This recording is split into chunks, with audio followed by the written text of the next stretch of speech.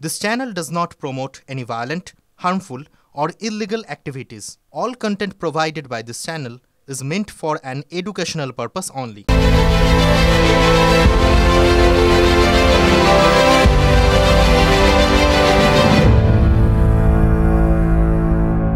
ফিরে এলাম ব্রেকের পর। এবার শুরু করছি ঠোঁটকাটা স্পেশাল। বিস্ফোরক অভিযোগ তুলল চিকিৎসকদের সংগঠন joint platform of doctors forum. আজ পানিহাটিতে আরজি করের নিহত ডাক্তারি ছাত্রের পরিবারের সঙ্গে দেখা করতে গিয়েছিলেন ফোরামের বেশ কয়েকজন সদস্য। বাড়ি থেকে বেরিয়ে সংগঠনের নেতা পূর্ব মেদিনীপুরের ডেপুটি সিএমওএইচ সুবর্ণ গোস্বামী তিনি কি বললেন, কি দাবি করলেন তিনি? নির্যাতিতার মা বলেছেন যে শেষকৃত্যের আগেই টাকা দিতে চেয়েছিলেন পুলিশের এক উচ্চপদস্থ অফিসার। বুঝতে পারলেন? আপনাদের আরও একবার বলছি গোটা বিষয়টা। এক্ষেত্রে এই ঘটনায় একটা অন্য দিক নির্দেশ হচ্ছে। পানিহাটিতে আজ আরজি করের নিহত ডাক্তারি ছাত্রীর পরিবারের সঙ্গে দেখা করতে গিয়েছিলেন। এই যে ফোরামের কথা আপনাদের বললাম, সে ফোরাম হচ্ছে joint platform of doctors forum. তারা আজকে দেখা করতে যান নির্যাতিতা মৃতার পরিবারের লোকজনের সঙ্গে। বাড়ি থেকে বেরিয়ে সংগঠনের এক নেতা পূর্ব মেদিনীপুরের ডেপুটি সিএমওএইচ সুবর্ণ গোস্বামী তিনি কি দাবি করলেন? বিস্ফোরক দাবি। নির্যাতিতার মা বলেছেন শেষকৃত্যের আগেই টাকা দিতে চেয়েছিলেন পুলিশের এক উচ্চ পদস্থ অফিসার। শুনুন কি বললেন জয়েন্ট প্ল্যাটফর্ম অফ ডক্টরস ফোরামের নেতা। তবে আমরা যেটা শুনলাম ওনার মা বাবার কাছ থেকে যে দেহে অসংখ্য আঘাতের চিহ্ন, এটা ময়নাতদন্তের রিপোর্টেও উঠে আসছে এবং ওনারা নিজেরাও যা দেখেছেন অসংখ্য আঘাতের চিহ্ন, মানে শরীরের এমন কোনো অংশ প্রায় বাদ নেই যেখানে কোনো আঘাত নেই। এবং সেই আঘাত ওনারাও সন্দেহ করছেন যে একজনের পক্ষে সম্ভব নয়, একাধিক দুষ্কৃতী চড়াও হলেই তবেই সম্ভব। তারা অনেকগুলো কথা বলছেন। তাদের গাড়িটাকে আগের দিন ভাঙচুর করা, মানে যে মেয়েটি যে গাড়িটা ব্যবহার করতো সেই গাড়িটাকে চেপে দিয়ে সেটাকে নষ্ট করা হয়েছে। তারপরে সম্ভবত আগের দিন হবে, ঘটনার আগের দিন।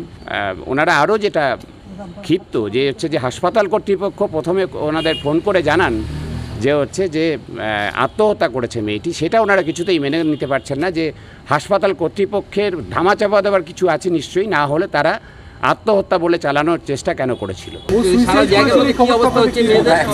এটা অ্যাসিস্ট্যান্ট সুপার, ওদের ডিপার্টমেন্টের অ্যাসিস্ট্যান্ট সুপার যে সে বলেছে আপনার মেয়ে সুইসাইড করেছে।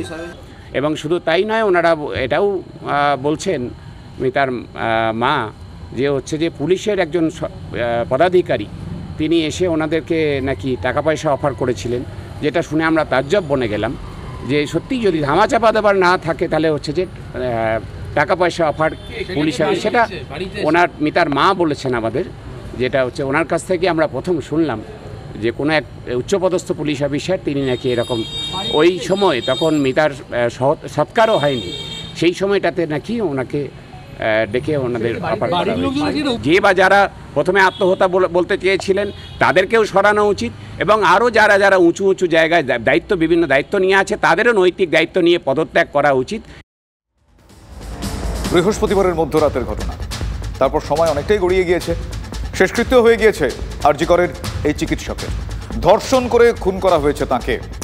হ্যাঁ, শোকে বিপন্নতায় এখনো গোটা রাজ্য স্তব্ধ হয়ে গিয়েছে। Very unfortunate. A strict action neoya uchit. There should be strict action against it. It's terrible. Really, really terrible. হাসপাতালে যদি এরকম হয় তাহলে সাধারণ মানুষের Absolutely. সব জায়গায় সব কিছু সম্ভব, তাই সেরকমভাবে সিসিটিভি ক্যামেরাস সিকিউরিটি সিস্টেম তৈরি রাখা উচিত। এটা যে কোনো জায়গায় হতে পারে, কোইন্সিডেন্টলি হসপিটালেই হয়েছে, but strict action should be taken. It's not correct, it's very very wrong. বাংলার বাঙালির অন্যতম আইকন বলছেন যে কোনো জায়গায় হতে পারে, কড়া পদক্ষেপ করা উচিত। সে কথা বলছেন তৃণমূলের নম্বর 2 আর রাজ্য মন্ত্রিসভা নম্বর 2ও। শোনাবো তার বক্তব্য। যে ঘটনাটা ঘটেছে অত্যন্ত নরকীয়, আমি বলবো মর্মান্তিক। 24 ঘন্টার মধ্যে যিনি মূল অভিযুক্ত তিনি গ্রেফতার হয়েছে, যাতে তার দৃষ্টান্তমূলক শাস্তি এবং বিচার হয় আমরা সকলে চাই। ক্রিমিনালের কাজ করেছে, শাস্তি দিয়ে যাতে অন্য ক্রিমিনাল এরকম কাজ করতে সাহস না পায় সেইটা নিশ্চিতভাবে প্রশাসন এবং আমাদের কোর্টের দেখার কথা। আমি মনে করি আইনসভায় এমন কঠোর আইন আনা দরকার যেখানে 7 দিনের মধ্যে এই খুনি এবং ধর্ষকদের একদম এনকাউন্টার করে মারা উচিত। মুখ্যমন্ত্রী বলেছে সেটাই আমাদের, দৃষ্টান্তমূলক শাস্তি চাই। এরকম যারা ক্রিমিনাল তাদের ফাঁসির শাস্তিও কম। এর মধ্যে মুখ্যমন্ত্রী বলেছেন যে সিবিআই তদন্তভার হাতে নিলেও রাজ্য সরকারের আপত্তি নেই। কেন্দ্রীয় মন্ত্রী সুকান্ত মজুমদার আবার বলছেন যে তদন্তভার সিবিআইকে দেওয়ার দায়িত্ব তো রাজ্য সরকারের। কে করবে? অন্য এজেন্সিকে অ্যাপ্রোচ আপনাকে করতে হবে। It is your duty. CBI তো উড়ে এসে জুড়ে বসতে পারে না। সিবিআই কোনো তদন্ত হাতে নিতে গেলে রাজ্য সরকারকে সিবিআইকে লিখিত অনুরোধ করতে হয়। মুখ্যমন্ত্রীকে অনুরোধ করেছেন সিবিআইকে যে আপনারা এই তদন্তের ভার নিন, তো উনি কার অপেক্ষায় বসে আছেন? ভাইপো বলছে গুলি করে দাও, পিসি বলছে ফাঁসি দিয়ে দাও। আরে করতে তো আপনাদেরকে হবে, প্রশাসনে আপনারা আছেন, আপনারা বিরোধী দল না। বোঝা গেল শাসক বিরোধী সবাই চাইছেন যে অপরাধীরা শাস্তি পাক, ন্যায় বিচার পান তিলোত্তমা।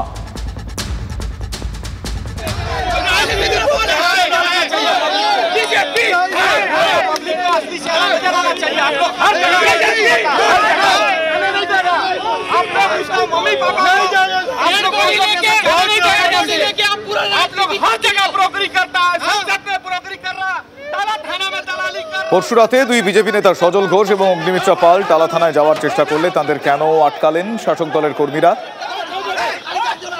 সবই হলো এসব পুলিশের সামনে। পুলিশের লাঠি কেড়ে নিয়ে তারা এসব ঘটনা ঘটালেন। গতকালও বিভিন্ন রাজনৈতিক দলের মিছিল আটকানো হয় আর জি করের গেটে। অন্যান্য মেডিকেল কলেজ থেকে আসা ডাক্তারি ছাত্রছাত্রী, সিনিয়র ডাক্তারদেরও ঢুকতে দেওয়া হয়নি, তাদের মারধরও করা হয়, এমনকি পুলিশও পেটায়। প্রশ্ন কেন?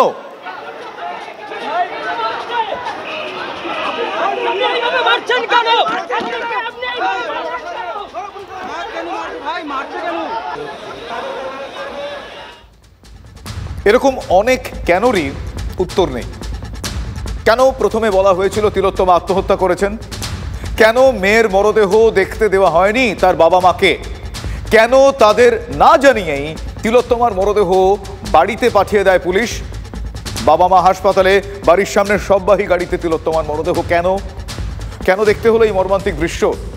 সব ছাপিয়ে প্রশ্ন উঠছে, এত সাহস কি করে পায়? আবারও বলছি, সব ছাপিয়ে এই প্রশ্ন উঠছে, এত সাহস কি করে পায়? আরজিকর হাসপাতালে ঢুকে কর্তব্যরত চিকিৎসককে ধর্ষণ করে খুন করা হলো। ধরে নেওয়া যাক সব দোষী শাস্তি পাবে, তবুও প্রশ্ন থেকে যায়। আবারও বলছি, সব থেকে বড় প্রশ্ন এই মুহূর্তে আপনাদের প্রশ্ন, আমাদের প্রশ্ন, এত সাহস কি করে পায়? শাসক নেতারা বারবারই বলেন কে খুন করবে, কে ধর্ষণ করবে, সেটা কি পুলিশের পক্ষে আগে থেকে জানা সম্ভব? ঠিক কথা। পুলিশ প্রশাসনের কাজ এমন একটা পরিবেশ তৈরি করা যাতে অপরাধী অপরাধ করতে ভয় পায়।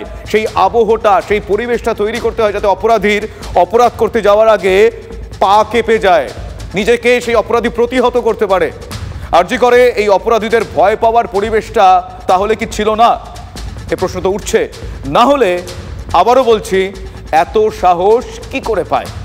আমাদের সহকর্মী একটি চাঞ্চল্যকর তথ্য জানতে পেরেছেন, দেখাবো আপনাকে। সকলের নজর এড়িয়ে অত রাতে অভিযুক্ত সঞ্জয় রায়, যার কোনো কাজই ছিল না, হাসপাতালে কোনো ডিউটিও ছিল না, সে কি করে হাসপাতাল চত্বরে ঢুকলো? সেই সময় আরও একটি চাঞ্চল্যকর তথ্য উঠে আসছে যে এইখানে যে 4th ফ্লোরে যাওয়ার যে লিফট রয়েছে, অর্থাৎ চেস্ট মেডিসিন ডিপার্টমেন্টে যাওয়ার জন্য যে লিফট রয়েছে, সেই লিফট নাকি ভিআইপি লিফট। অর্থাৎ আরজিকর মেডিকেল কলেজ ও হাসপাতালে ইন্টারনাল কর্মী, পড়ুয়া, চিকিৎসকরা ছাড়া ওই লিফট কেউ অ্যাক্সেস করতে পারেন না, কেউ ব্যবহার করতে পারে না। সেখানেই প্রশ্ন উঠছে যে লিফট ভিআইপি অ্যাক্সেস, যে লিফট শুধুমাত্র আরজিকর মেডিকেল কলেজ ও হাসপাতালের ভেতরের কর্মী, চিকিৎসক এবং পড়ুয়ারা ব্যবহার করতে পারেন, সেই লিফট কি করে ওই অভিযুক্ত সঞ্জয় রায় ব্যবহার করলো? সেক্ষেত্রেই তো প্রশ্ন উঠছে যে অভিযুক্ত সঞ্জয় রায় কি এই ঘটনার পেছনে জড়িয়ে রয়েছে, না অন্য কেউ ছিল?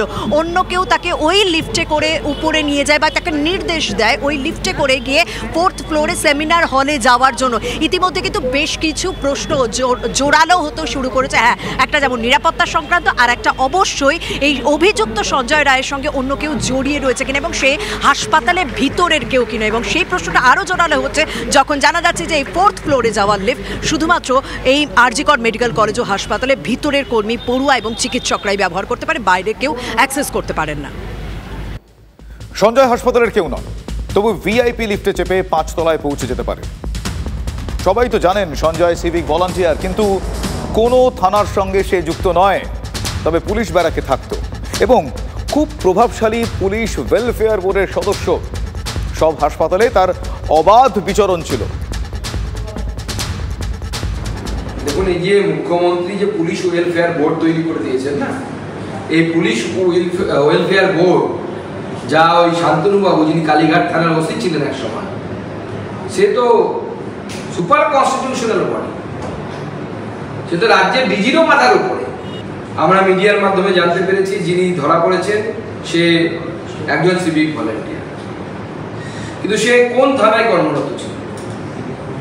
ওই এলাকার কোনো থানায় কর্মরত তো ছিলেন না, আমরা যতদূর খবর পাচ্ছি এখন পর্যন্ত। সেই রায়বাবু শুনতে পাচ্ছি এই পুলিশ ওয়েলফেয়ার বোর্ডের সদস্য নাকি, এবং খুব সক্রিয় এবং ওজনদার সদস্য নাকি তথাকথিত সিভিক ভলান্টিয়ার, যিনি এই কাণ্ডটা ঘটিয়েছে।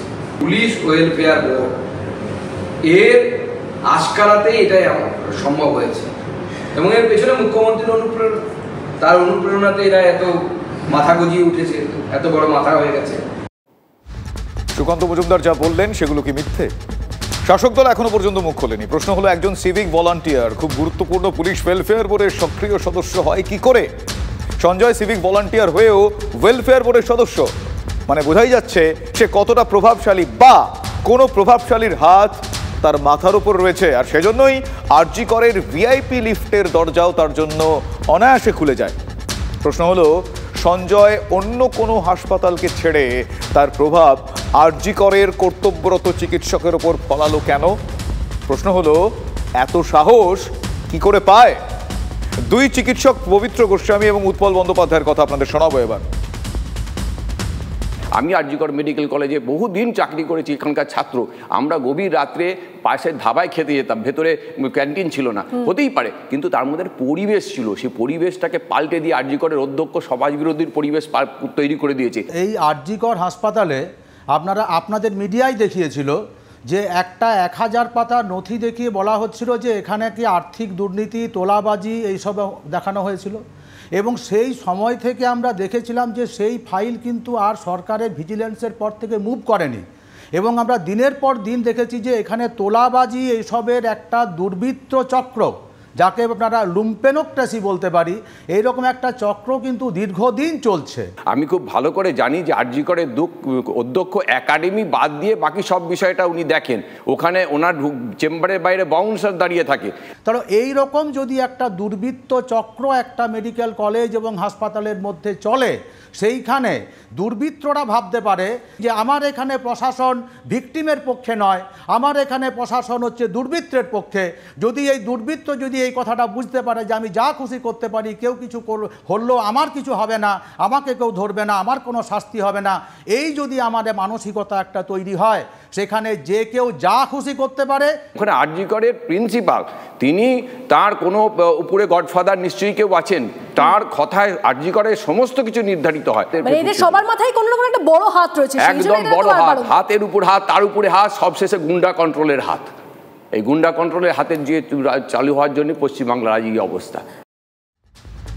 অপরাধীরা নিশ্চিন্তে দৌরাত্ম্য করতে পারবে কিনা সেটা তো পরিবেশের ওপর নির্ভর করে। সেই পরিবেশ নির্ভর করে প্রশাসন আর পুলিশের ওপর।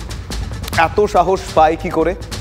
নিশ্চয়ই এতক্ষণে তারা পেয়ে গিয়েছেন। মন্ত্রিসভার নাম্বার 2 কথাটা আপনাদের আরো একবার শোনাই, শুনুন।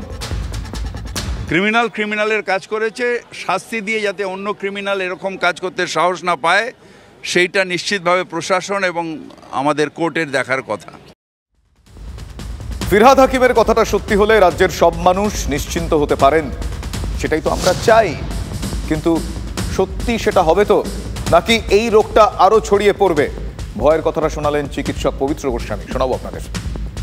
নিশ্চয়ই এরকম একটা উপরে বার্তা আছে পশ্চিমবাংলার এই সমস্ত রকমের সমাজ বিরোধীদের কাছে, যে গুন্ডা কন্ট্রোল যিনি করেন তার পক্ষ থেকে একটা বার্তা নিশ্চয়ই আছে। এখন তা নাহলে পরের দিনই ভাতার এসে কী করে বলে যে আমি আরজিকর করে দেবো, একজন মহিলা চিকিৎসককে বলছেন, তার মানে কোথাও একটা প্রশ্রয় আছে যে তোমাদের কাছে এরকম ধরনের ঘটনা ঘটাও, কোনো শাস্তি হবে না, এবং তোমরা এরকম ধমকি দিয়ে সমাজ বিরোধীরা সমাজ চালাবে, সেই পরিবেশটা পশ্চিমবাংলায় করে দেওয়া হয়েছে। অত্যন্ত নিন্দাজনক। দেখে নেব, বুঝে নেব, মেরে দেব, ঝুলিয়ে দেব, রেপ করে দেব, এসব কথার দিন কি এখন শেষ? এখন কি নতুন লব্জ, নতুন কথা? কি সেই কথাটা? আরজি কর করে দেব। পূর্ব বর্ধমানের ভাতার স্টেট জেনারেল হাসপাতালের অন ডিউটি মহিলা চিকিৎসককে এক সিভিক ভলান্টিয়ারের হুমকি, আরজি কর করে দেব। শনিবার রাত 2:15 নাগাদ ভাতার থানার সিভিক ভলান্টিয়ার সুশান্ত রায় মদ্যপ অবস্থায় হাসপাতালে যান। তার নাকি শরীর খারাপ লাগছিল। হঠাৎই অন ডিউটি মহিলা চিকিৎসকের সঙ্গে জঘন্য ব্যবহার শুরু করেন। তুমুল চেঁচামেচি জুড়ে দেন তিনি। কি বলেন? আরজি কর করে দেব, আরজি কর করে দেব। সিভিক পুলিশ সুশান্ত রায় আমাদের মহিলা ডাক্তারবাবুকে রাত্রি 12টার সময় এটা বলেন যে আরজি করে ঘটনা কি ঘটেছে দেখেছেন তো, সেই রকম আপনার সাথেও করা হবে। তারা আমাদের যিনি on duty lady medical officer তখন ছিলেন তাকে থ্রেট করেছে, এটা বলে যে আরজি করে যেরকম হয়েছে দেখেছেন তো, but just like referring the case of the RG Kar যেটা হয়েছে সেটা রেফারেন্স দিয়ে তারা এটা উনি আগেও করেছেন, মানে এই সিভিক পুলিশ মধ্য অবস্থায় আগেও এই ধরনের কাজ করেছেন। আমাদের তো প্রোটেকশন থাকতে হবে, আমরাও তো কারোর বাড়ির মেয়ে, কারোর বাড়ির বউ, কারোর, তা আমরা কেন তাহলে এত নিজেদের জান রিস্ক নেব? এই বিষয়টা নিয়ে আমরা পুলিশ প্রশাসনের সাথে যোগাযোগ করা হলো, ওনারা শুধু বলেন যে এফআইআর করতে, কিন্তু এই ভাতার হসপিটাল মানে থানা থেকে ভাতার হসপিটাল দূরত্ব 2 কিলোমিটার। এর মধ্যেও একবারও মনে হলো না পুলিশ প্রশাসনের আমাদের গিয়ে আমাদের হসপিটালের স্টাফের সাথে কথা বলে একটু তাদের নিরাপত্তার ব্যবস্থা করা বা কোনো অফিসারকে পাঠানো, এটাও কিন্তু ওসি সাহেব মনে করলেন না। হাসপাতালের চিকিৎসক কর্মী বিএমএইচের কথা তো আপনারা শুনলেন তো। সিভিক ভলান্টিয়ারের নতুন হুমকির ভাষা কি? হ্যাঁ, নতুন হুমকির ভাষা আরজি কর বানিয়ে দেবো, আরজি কর করে দেবো। শুনলেন পুলিশ কত সক্রিয় ছিল, সেটাও শুনুন।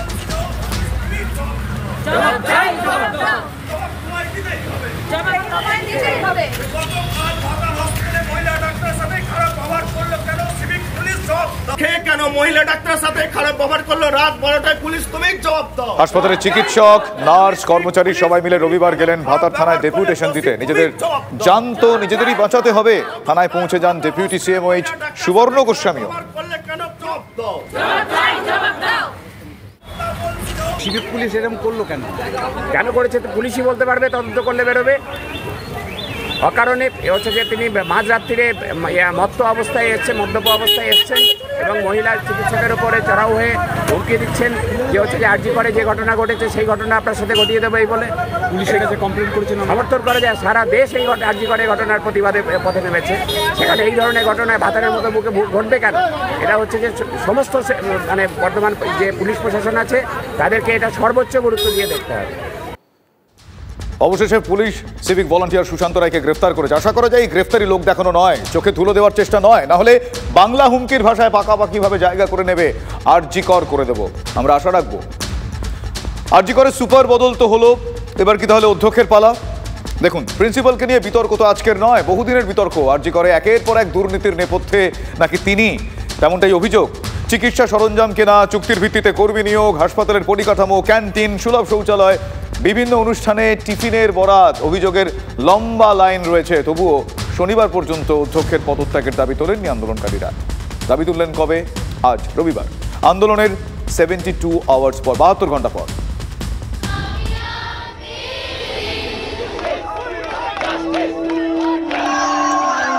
এর সাথে অ্যাপোলজি এবং রেজিগনেশন চাইছি আমরা হায়ার অথরিটির পক্ষ থেকে উইদিন 12 আওয়ারের মধ্যে। Immediate announcement of the higher অথরিটির মধ্যে প্রিন্সিপাল, এমএসপি, চেস্ট মেডিসিনের এইচওডি এবং ওই দিন যে on duty ACP of the আন্দোলনকারীদের মুখে অধ্যক্ষের পদত্যাগের দাবি। 72 ঘন্টার আন্দোলনে এই প্রথম। কেন? আরজি কর সূত্রের খবর, গত 72 ঘন্টা ধরে আড়াল থেকে আন্দোলনের রাশ ছিল অধ্যক্ষ সন্দীপ ঘোষের হাতে। যারা অধ্যক্ষকে পছন্দ করেন সেই সকল হবু চিকিৎসকরাই আন্দোলন পরিচালনা করছিলেন। তাহলে হঠাৎ কি হলো? অন্দরের খবর, অধ্যক্ষের রাশ আলগা হতে শুরু করে শনিবার থেকেই। শনিবার দিন আরজি করে রাস্তার সামনে যখন অন্য মেডিকেল কলেজের চিকিৎসক পড়ুয়ারা আরজি করে আসতে চাইছিলেন, সেই সময় তারা বাধা পান। এমনকি এসএসকেএমের 2জন পিজিটি পুলিশের হাতে নিগৃহীত হন আরজি করের হবু চিকিৎসকদের একাংশের হাতে। শনিবার ধুন্ধুমার, রবিবার সাংবাদিক বৈঠকে সে কথা বললেন এসএসকেএম এর চিকিৎসকরাও। We condemn any violence against doctors who are non-violently expressing their support to the movement. Such violence has a chilling effect on free speech and freedom of expression. আর তারপর শনিবার রাতে জিবি বৈঠকের ঘটনা। আরজি করের অডিটোরিয়ামে চলছিল মিটিং। জিবি চলাকালীন অডিটোরিয়ামের আলো নিভিয়ে দেওয়া হয়। বচসা পৌঁছয় হাতাহাতি ধাক্কাধাক্কিতে।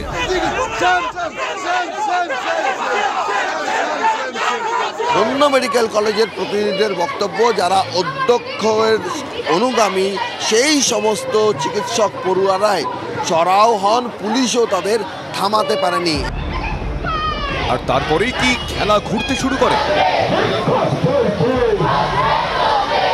আর এই পুরো ঘটনাক্রমের পর আরজি করের অভ্যন্তরীণ যে সমীকরণ রয়েছে সেই সমীকরণ সম্পর্কে ওয়াকিবহাল চিকিৎসকেরা বলছেন যে রবিবার অন্য খাতে আন্দোলন বইতে শুরু করেছে। যে খাতে অধ্যক্ষ যে মন্তব্য করেছিলেন যে কেন এই তরুণী চিকিৎসক একা সেমিনার কক্ষে ঘুমোতে গিয়েছিলেন, সেটাও বিতর্কের আগুনে ঘি ঢালার শামিল হয়েছে। মৃত ছাত্রীর রাতে একা সেমিনার হলে ঘুমানো বা থাকা উচিত হয়নি, ক্যামেরার সামনে বলেননি বটে, কিন্তু তাতে বিতর্ক থামে কি? পোস্টার পড়ল, প্রতিবাদও হলো শনিবার থেকেই। ইতিমধ্যে প্রিন্সিপাল মেডিকেল কলেজের অধ্যক্ষ, আরজি কর মেডিকেল কলেজের অধ্যক্ষ, তিনি একটা স্টেটমেন্ট দিয়েছেন যে অত রাত্রে মেয়েটি একা কেন ঘুরছিল। মানে এটা কি কোথাও গিয়ে দায় ঝেড়ে ফেলা নয়? যে 24 ঘন্টা তিনি ভগবানের মতো জেগে থাকবেন, তো তাকে সে রেস্টের জন্য গেছিল, তাতেও যদি সেটাতে বলা হয় যে একা কেন ঘোরাঘুরি করছে, একা কেন কোথায় গিয়ে বসে আছে, সেটা তো একদমই সমর্থন করার মতো কথা নয়। এখানেই শেষ নয়, অধ্যক্ষের বিরুদ্ধে ভুরি ভুরি অভিযোগও করলেন চিকিৎসকরা, কেউ বর্তমান, কেউ প্রাক্তন।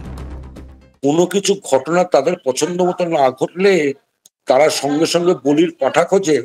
এক্ষেত্রে সেই মেয়েটিকে সেইটি করার চেষ্টা করা হয়েছিল। আমি অবাক হয়ে গেছি যে এই মৃত্যুর পর বলা যায় যে রাতে একটা মেয়ে একা হাঁটবে না।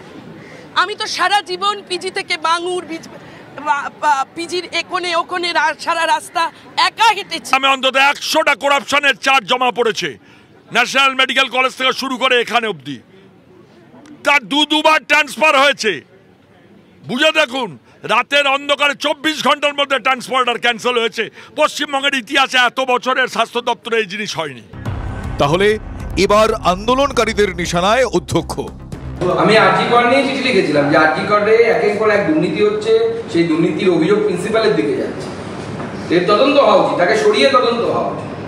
আরজি কর রিলেটেড ইস্যুতে মাননীয় মুখ্যমন্ত্রী মমতা বন্দ্যোপাধ্যায় বলেছেন যে প্রশাসনের কি রোল ছিল, অর্থাৎ প্রিন্সিপাল এবং এমএসবিপির কি রোল ছিল সেটা তিনি দেখবেন।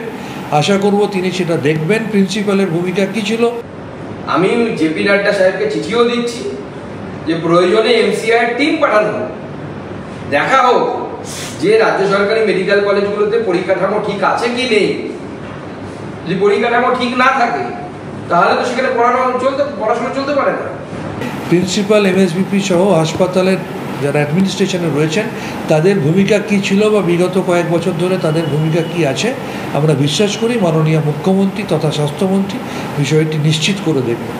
ওই দক্ষিণে খোলা জানালার হাওয়া, গাঙ্গুলি গ্রুপ আপনার পছন্দ বোঝে। এই শহরে নিজের মতো ঘরকে ভালোবাসে। গাঙ্গুলি গ্রুপ, ভরসার বসতবাটি। এবার অন্য একটা ছবি দেখাবো আপনাদের। মালদায় রাস্তা ভেঙে হুড়মুড়িয়ে গঙ্গার জল ঢুকে পড়ছে। তীব্র জলস্রোতে বিস্তীর্ণ এলাকা প্লাবিত হয়ে গিয়েছে। মালদার মানিকচকের গোপালপুর অঞ্চলে বাঁধের ধারের রাস্তা ভেঙে গঙ্গার জল তীব্র বেগে গ্রামে ঢুকে পড়ে। ওই দক্ষিণে খোলা জানালার হাওয়া, গাঙ্গুলি গ্রুপ আপনার পছন্দ বোঝে। এই শহরে নিজের মতো ঘরকে ভালোবাসে। গাঙ্গুলি গ্রুপ, ভরসার বসতবাটি। ঠোঁটকাটা আজ এ পর্যন্তই।